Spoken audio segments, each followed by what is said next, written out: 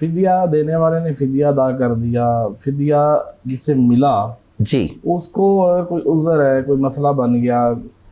کوئی بخار آ جاتا ہے، بیماری کوئی ایسی آ جاتی ہے، روزہ نہیں رکھ سکتا، اس کے لیے کیا حکم ہے؟ جی بہت اہم ترین سوال ہے کہ فدیہ جس بندے کو دیا گیا، جن کو فدیہ دیا گیا وہ بندہ مسلمان روزے رکھ رہے تھے، 5 روزے رکھے یا 10 روزے رکھے، بعد میں علیل ہو گئے، بیمار ہو گئے،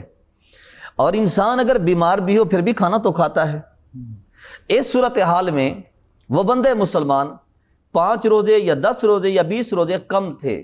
باقی رکھ لیے، آدھے رکھ لیے، آدھے سے زیادہ رکھ لیے یا آدھے سے کم رکھ لیے، باقی رہ گئے۔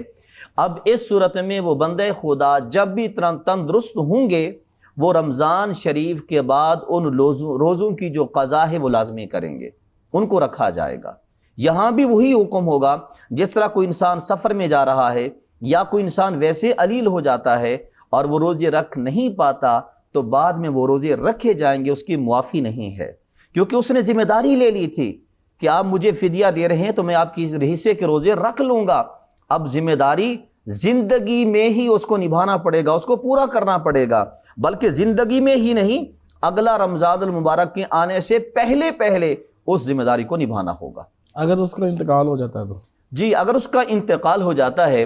جس نے فدیہ لیا، روزے رکھنا تھے، اگر اس کی نیت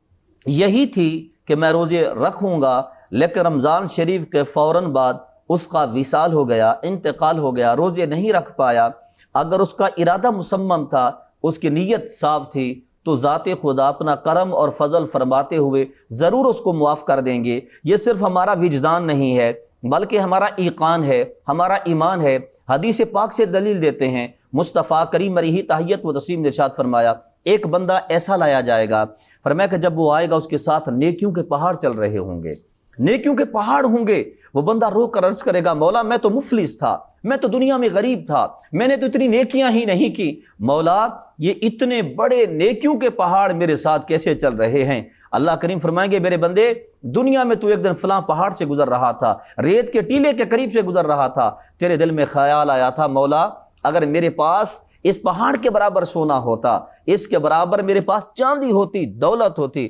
مولا میں ساری کی ساری تیری بارگاہ میں لوٹا دیتا، بس تیری نیت صاف تھی، میں جانتا ہوں اگر میں تجھے عطا کرتا تو تو نے واقعی خیرات صدقہ کر دینا تھا، لہٰذا تو نے نیت کی تھی، میں نے اس نیت کے بدلے، نیت کے عوض آج یہ جو پہاڑ چل رہے ہیں تو نے وہاں پہ نیت کی تھی، میں نے اس نیت کے بدلے تمہیں اتنی نیکیاں عطا فرما دی ہیں۔ اگر اس کی نیت صاف ہوگی تو ذات خدا ضرور فضل اور کرم فرمائیں گے، اگر اس کی نیت میں فطور ہوگا تو پھر ضرور ذات خدا کے ہاں اس کا جواب دینا پڑے گا۔ مزید معلومات کے لیے ہمارا YouTube channel TV99 Islamic world subscribe کریں اور بیل آئیکن کو پریس کرنا مت بھولیں تاکہ ہماری ہر نئی آنے والی ویڈیو آپ کو بآسانی پر وقت مل سکے۔ شکریہ۔